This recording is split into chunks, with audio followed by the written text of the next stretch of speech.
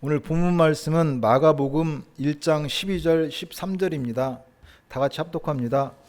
성령이 곧 예수를 광야로 몰아내신지라 광야에서 40일을 계시면서 사탄에게 시험을 받으시며 들짐승과 함께 계시니 천사들이 수종 들더라. 아멘. 오늘 설교 제목은 광야의 시험입니다. 예수님이 공생애를 시작하기 전에 요단강에서 침례를 받으셨습니다. 예수님이 침례를 받으러 가자 요한이 그러는 거예요. 내가 당신에게 침례를 받아야 되는데 어떻게 당신이 나한테 오십니까? 그러자 예수님께서 이제 허락하라. 우리가 이와 같이 하여 모든 의를 이루는 것이 합당하니라고 말씀합니다. 참 예수님은, 우리 주님은 질서가 있고 멋있는 그 주님이십니다. 그렇게 예수님께서 요단강에서 침례를 받으시고 나오자 성령이 비둘기같이 임하고 하늘로부터 소리가 있어 이르되 이는 내 사랑하는 아들이요 내 기뻐하는 자라는 그 하늘의 우레소리가 들렸습니다. 이어서 성령께서 이끌려서 광야에서 시험을 받으셨습니다. 예수님은 이렇게 광야에서 시험을 받으시고 그리고 공생의 사역을 시작하셨습니다. 우리 인생도 이 광야의 시험을 통과해서 천국에 가는 하나님의 사람들입니다. 오늘 광야의 시험이라는 제목으로 같이 은혜를 나누겠습니다. 이처럼 예수님께서 공생의 사역을 시작하기 전에 광야에서 40일간 시험을 받으셨습니다. 그런데 이 마가복음에는 그 광야에서 사탄에게 시험을 받으셨다고 말씀합니다. 근데 마태복음하고 누가복음에서는 성령에 이끌려서 마귀에게 시험을 받으셨다고 합니다. 그러니까 어디서는 사탄이라고 하고 어디서는 마귀라고 합니다. 여러분 그거 어떻게 구분하실 수 있겠어요? 우리는 성경에는 이제 마귀, 사탄, 귀신 이런 이야기 많이 나오는데 우리가 이거 참 구분하기 애매합니다. 그래서 딱히 구분하기 애매하니까 그냥 악한 일, 악한 거, 안 좋은 거, 나쁜 거, 악한 것에 대해서 마귀, 사탄, 귀신 혼용하여 이렇게 사용합니다. 저도 역시 이렇게 의도적으로 구분하려고 하지만 잘 안 되더라고요. 그래서 그냥 혼용해서 사용합니다. 굳이 이것을 구분한다면 그런 것 같습니다. 마귀나 귀신은 어떤 그 실체적인 존재, 그러니까 천사가 영적인 그 존재인 것처럼 마귀나 사탄은 그 어떤 실체적인 존재를 의미하는 단어로 마귀는 대장이고 귀신은 어떻게 보면 그 마귀가 부리는 그 부하 졸개 정도 이렇게 생각하면 될 것 같습니다. 그리고 거기에 비해서 사탄은 히브리어 사탄입니다. 그것은 대적한다는 의미이고, 그러니까 하나님을 대적하는 모든 악하고 더러운 영들, 악하고 더러운 세력, 그것을 사탄이라고 얘기할 수 있습니다. 굳이 이것을 우리 국어의 그 품사로 나눈다면은 마귀나 귀신 이것은 명사라고 할 수 있고, 그러니까 사단은 형용사라고 이렇게 말씀드릴 수도 있겠습니다. 어쨌든 오늘 설교에서도 마귀, 귀신, 사탄 이런 단어를 의식적으로 구분하지 않고 혼용해서 사용하도록 하겠습니다. 그렇다면 문제는 오늘 예수님께서 마귀 사탄에게 시험을 받았다는 얘기입니다. 근데 예수님께서 마귀 사탄을 시험을 받아야 했습니까? 예수님이라면은 그런 시험 안 받아야 하는 거 아니에요? 예수님이 누구예요? 예수님은 육으로 오신 하나님이시잖아요. 예수님은 하나님이십니다. 예, 물론 예수님은 예수님이고 하나님은 하나님이십니다. 하지만 성자 예수님은 삼위 하나님이십니다.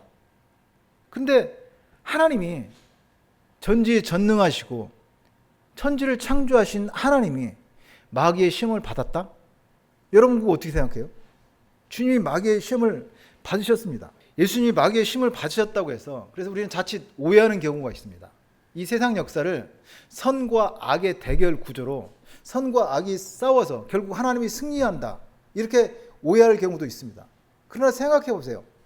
세상의 모든 것은 창조주는 하나님이십니다. 하나님이 주인입니다. 모든 것은 하나님 만드셨습니다. 그 모든 것은 하나님 만드셨고 그 외에는 다 피조물일 뿐입니다.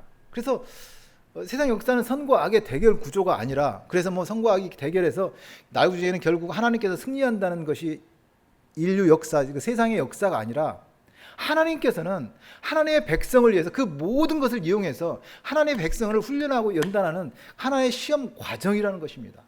그 외의 모든 것은, 하나님 백성 외의 모든 것은 어찌 보면은 그 쓰임에 다 끝나고 나면은 불쏘시개로 던져질 뭐 그런 것밖에 아닙니다. 그렇다면은 오늘 광야의 시험인데요, 예수님이 광야에서 받은 시험입니다. 그렇다면 예수님은 왜 시험을 받으셨습니까? 받으신 이유요, 그 여러 가지가 있겠지만 오늘 크게 두 가지를 나눠서 한번 생각해 보겠습니다. 예수님께서 광야에서 시험을 받으신 것은, 그것은 첫째는 메시아 사역입니다. 우리를 구원하시기 위해서 우리와 똑같은 육의 몸을 입고 오셔서 똑같은 그 광야의 시험을 받으셨습니다. 쉽게 얘기한다면은 인간을 구원하기 위해서 인간의 몸으로 오셨다는 얘기입니다. 그래서 똑같이 그 광야의 시험을, 인간이 살아가는 그 고해와 같은 그 광야의 시험을 똑같이 받으셨습니다. 염소와 송아지의 피로 하지 아니하고 오직 자기의 몸으로 영원한 속죄를 이루사 단번에 성소에 들어가셔서 영원한 우리의 대제사장이 되신 예수님의 그 메시아 사역입니다. 바로 예수께서 광야의 시험을 받으신 것, 우리의 죄를 대속하시고 우리와 똑같은 육체를 입으시고 동일한 고난을 받으시고 승리하셨습니다. 메시아적 사명입니다. 그리고 예수님이 시험을 받으신 또 하나의 이유, 그것은 예수님께서 광야의 시험을 받으시고 그것을 하나님의 자녀인 저와 여러분, 우리에게 본을 보여주시고 그것을 전가시켜 주셨습니다. 예수님께서 시험을 받으시고 그것의 본을 보이시고 전가시켜 주셨다는 말, 그것은 우리를 그렇게 만드셨다는 것입니다. 그러므로 예수님이 광야의 시험을 받으시고 공생애를 시작하셨듯이 우리 인생도 광야 시험을 통해서 하나님의 백성으로 지어져가고 그 광야의 시험을 통해서 천국 가는 하나님의 사람들입니다. 예수님은 광야의 시험을 받으시고 그것을 우리에게 본을 보이시고 전가시켜 주셨습니다. 너희는 그런 사람이라는 말씀입니다. 예수님이 본을 보이시고 전가시켜 주신 너희는 그런 사람이라는 내용은 우리가 인생에서 당하는 그 육신의 정욕, 안목의 정욕, 이생의 자랑입니다. 그 당하신 시험의 내용을 마태복음하고 누가복음에는 자세히 기록하고 있습니다.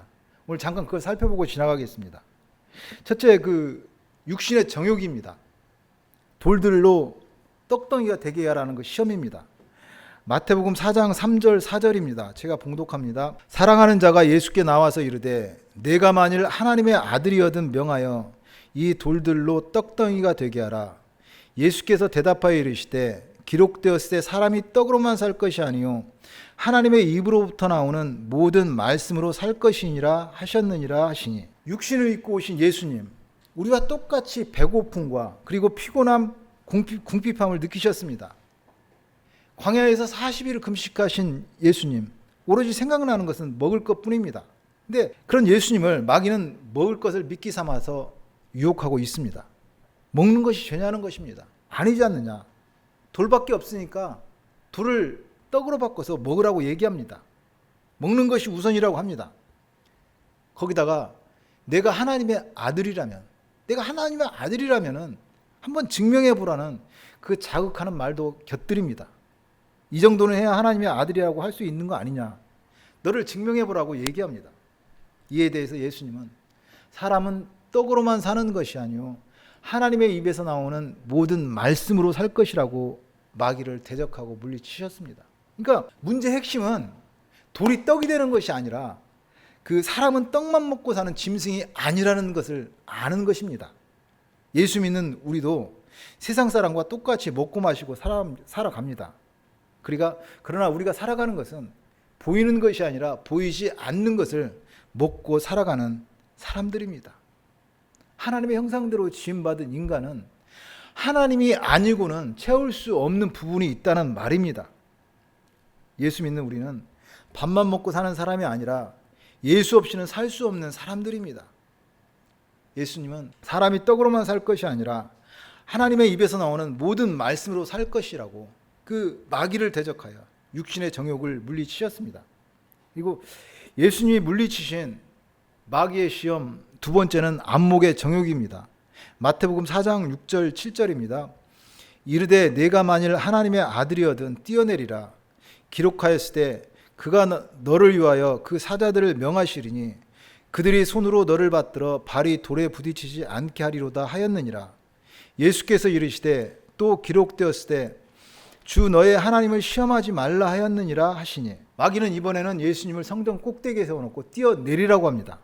내가 만일 하나님의 아들이거든 이 성전에서 뛰어내려 보라는 말은 어떻게 보면 겉으로 보면 굉장히 설득력 있어 보입니다. 너 하나님의 아들이라면 너 사역을 감당하기 위해서는 그런 일반적인 평범한 모습으로 초라한 모습으로 살아가면 누가 너를 알아주겠느냐. 너를 한번 증명해 보고 네 능력을 증명해서 너를 사람들이 따르게 하라고 유혹하고 있습니다. 내가 메시아라면 뭔가 보여주라는 그 유혹입니다. 마치 오늘 예수 믿고 살아가는 우리를 세상이 유혹하는 거하고 똑같잖아요. 내가 예수 믿는 사람이라면, 하나님 섬기는 사람이라면 그 예수의 능력으로 한번 해봐. 잘 살아봐. 우리도 거기에 유혹 당하잖아요. 내가 예수 믿는 사람인데 나는 이 정도는 돼야 되는데 뭔가 해야 되는데 해서 거기에 짓눌려서 그 유혹에 살아가고 있는 우리의 모습인 것 같습니다. 그러나 예수님은 주 너의 하나님을 시험하지 말라고 마귀를 대적하고 안목의 정욕을 물리치셨습니다. 우리는 하나님을 시험하는 사람이 아닙니다. 오직 의인은 믿음으로 말미암아 살리라. 우리는 하나님을 시험하는 사람이 아니라 믿음으로 사는 하나님의 백성들입니다. 그리고 예수님이 물리치신 마귀의 시험 세 번째는 이생의 자랑입니다. 그것이 마태복음 4장 8절에서 10절입니다. 마귀가 또 그를 데리고 지극히 높으신 산으로 가서 천하 만국과 그 영광을 보여 이르되 만일 내게 엎드려 경배하면 이 모든 것을 내게 주리라. 이에 예수께서 말씀하시되 사탄아 물러가라. 기록되었을 때 주 너의 하나님께 경배하고 다만 그를 섬기라 하였느니라. 마귀는 세상의 성공을 위해서 살라고 얘기하고 꿈과 비전을 줍니다. 우리에게 꿈과 비전을 줘요. 세상을 위해서 살라고요. 마귀는 자기를 따르면, 자기를 경배하면 이 세상 모든 부경화를 누릴 수 있다고 우리를 속이고 유혹합니다. 어쩔 때 보면은 이 세상은 분명히 하나님의 나라잖아요. 하나님이 창조하시고 하나님이 주인인데도 불구하고 공중 권세 잡은 자, 마귀의 그 상황에 따라서 변하는 것 같습니다. 어찌 보면 하나님의 법대로 되지 않는 것을 봅니다. 공중 권세 잡은 마귀가 제 마음껏 호령하는 것과도 같습니다. 그래서 우리는 때때로 정말 하나님이 계시는가 의심을 해보기도 하고, 하나님은 무엇을 하고 계시는가 낙담이 들 때도 사실 있습니다. 근데 오늘 본문을 통해서 예수님은 구구절절하게 설명하지 않습니다. 오직 주 너의 하나님께 경배하고 다만 그를 섬기라. 우리는 세상에 살지만 하나님의 백성입니다. 하나님을 아버지라 부르며 하나님을 섬기는 사람입니다. 오직 주 너의 하나님께 경배하고 다만 그를 섬기라. 이처럼 예수님은 광야의 시험을 받으시고 공생애를 시작하셨습니다. 우리 인생도 광야 시험을 통과해서 천국에 가는 사람들입니다. 그러므로 우리가 인생에서 받는 여러 가지 광야 시험, 우리를 연단하고 훈련하는 과정입니다. 우리가 성화의 과정에서 시험에 들지 않는 비결 하나를 소개해 드리겠습니다. 한 나라의 왕이 있었습니다. 근데 한 하루는 한 젊은 그 신하가 찾아와서 왕에게 그런 질문을 합니다. 어떻게 해야 시험에 들지 않고 맡은 일을 잘 감당할 수 있겠습니까? 그러자 왕이 기름을 가득 담은 그 잔을 하나 주면서 명령을 내립니다. 너는 이 잔을 들고서 1시간 만에 시내를 돌아서 와라. 거기서 시간이 넘어도 되지도 않고, 그리고 기름이 흘러 넘친다면 너는 엄벌에 처할 것이다. 그리고서 칼을 든 군사를 그 뒤를 쫓게 했습니다. 이 신하는 땀을 뻘뻘 흘리면서 그 시내를 한 바퀴 돌아서 왔습니다. 시간 안에. 그리고 기름 흘리지 않고 잘 왔습니다. 왕이 한 대로 했습니다. 왕은 만족한 듯 웃으면서 칭찬해 주었습니다. 그리고 물었습니다. 모퉁이의 구두방을 보았느냐? 아니요, 못 봤습니다. 건너편에 있는 쌀가게는? 예, 그것도 못 봤습니다. 그럼 좀 전에 오던 그 마지막에 있던 가구점은 보았느냐?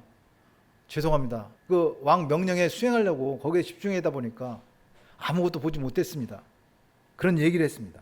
그러자 왕은 맞다. 맡은 일에 충성하다 보면 시험에 들 결이 없다고 가르쳐 주셨습니다. 맞습니다. 우리가 광야의 시험을 통과하면서 우리가 시험에 들지 않고 승리할 수 있는 것, 믿음의 주 온전케 하신 주님을 바라보고 내 일에 충성할 때 우리는 시험에 빠지지 않고 승리할 수가 있습니다. 오직 주님을 바라보며 승리하는 저와 여러분이 되시기를 소망합니다. 지난주에 그 누리가 그런 질문을 했습니다. 세상에 보면은 참 용하다고 소문난 그 점쟁이나 무당들이 보면은 과거를 귀신같이 잘 알아맞추는데 참 신기하다고 그런 말을 했습니다. 여러분은 그런 말 들으면 어떻게 생각해요? 뭐 귀신을 섬기는 사람이니까 귀신이 가르쳐줘서 귀신이니까 귀신같이 알아맞춘다, 그렇게 생각할 수도 있습니다. 그러나 여러분, 절대 속지 마시기 바랍니다. 그것은 우리가 귀신에게 속는 것입니다. 제가 단언컨대요, 아직까지 과거를 다 알아맞춘다는 그 용한 무당이나 점쟁이가 있다는 소문은 참 많이 들었어요. 여러분도 많이 들어봤을 거예요. 근데 실제로 그렇게 모든 과거를 다 알아맞추는 점쟁이나 무당 본 적 있습니까? 없습니다.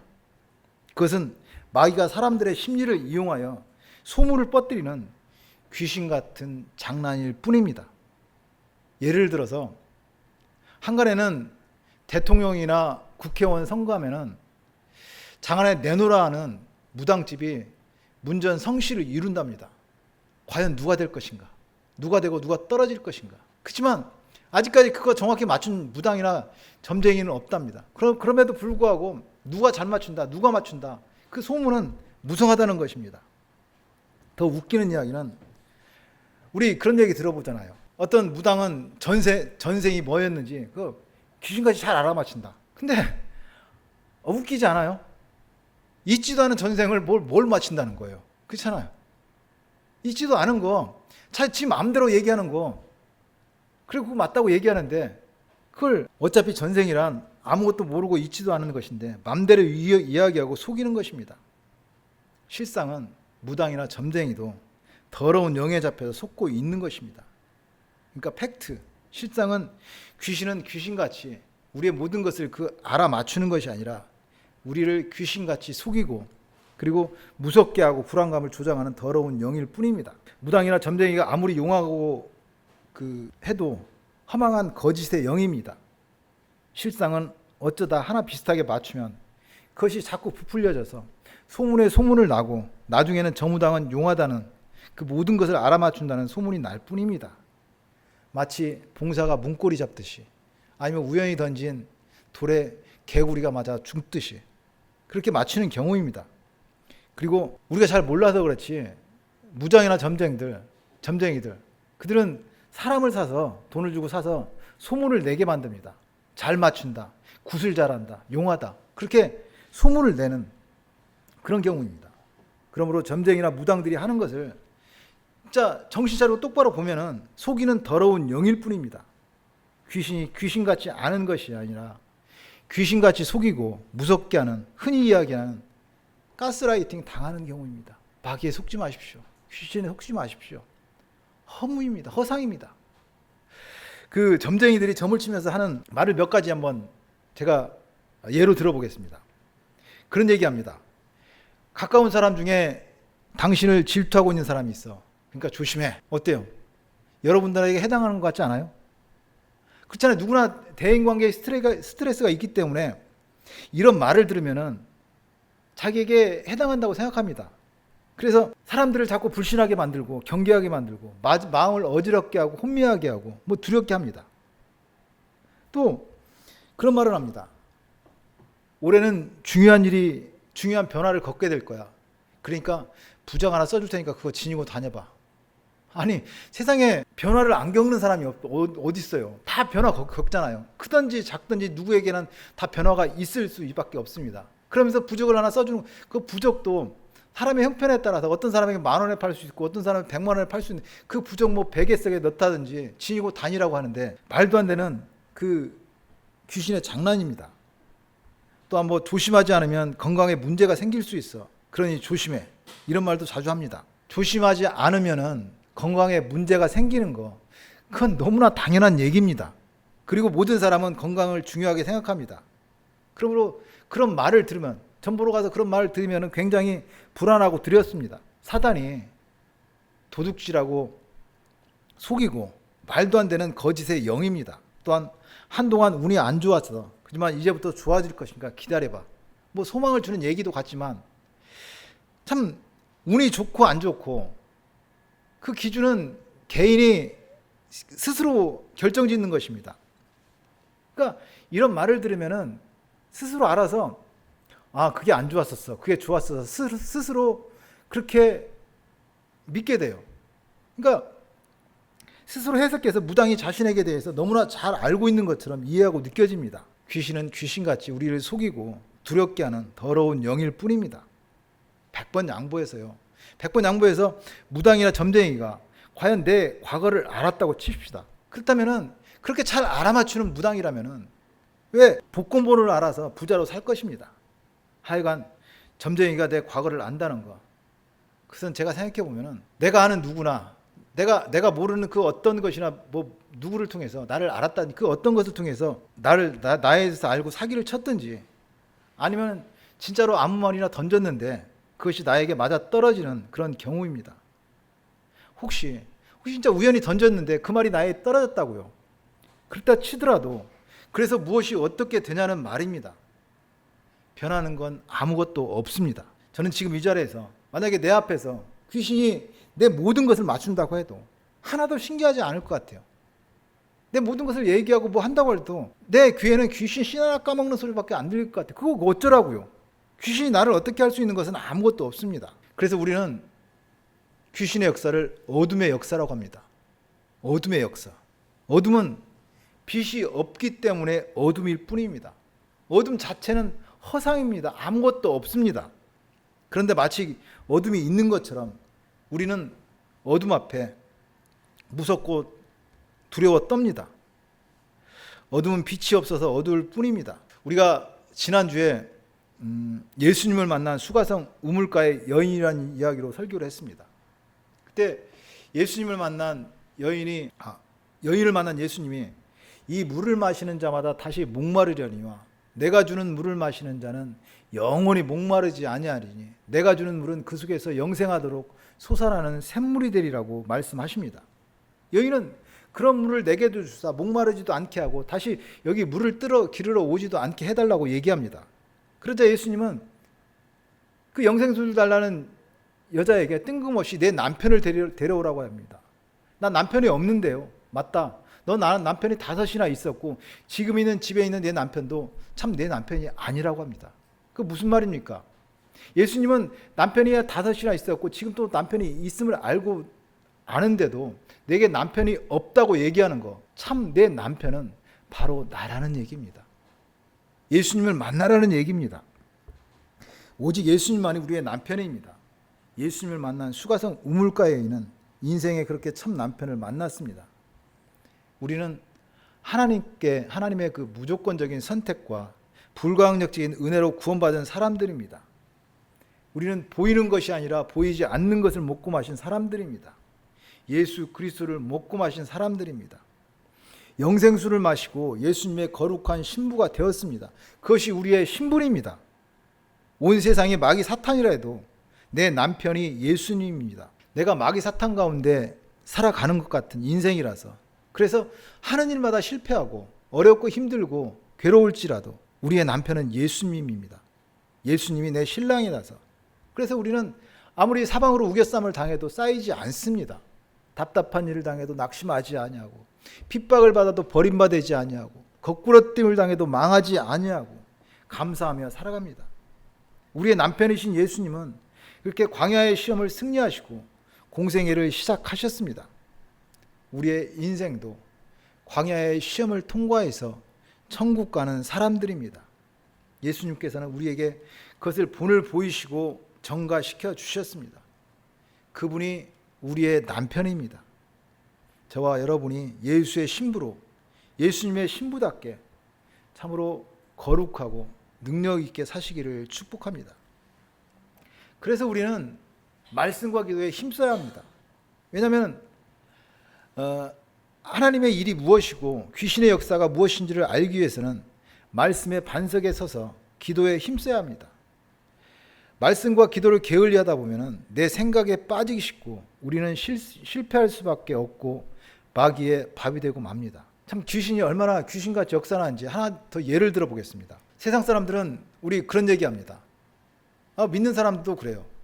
귀신에 속아서 연약하고 불완전한 사람은 죄 안 짓고 살아가기 힘들다. 사람은 죄 지을 수밖에 없다. 뭐 그런 얘기합니다. 그래서 어떤 목사님은 그런 얘기도 합니다. 목사에게는 10계명 외에 1계명이 더 있다.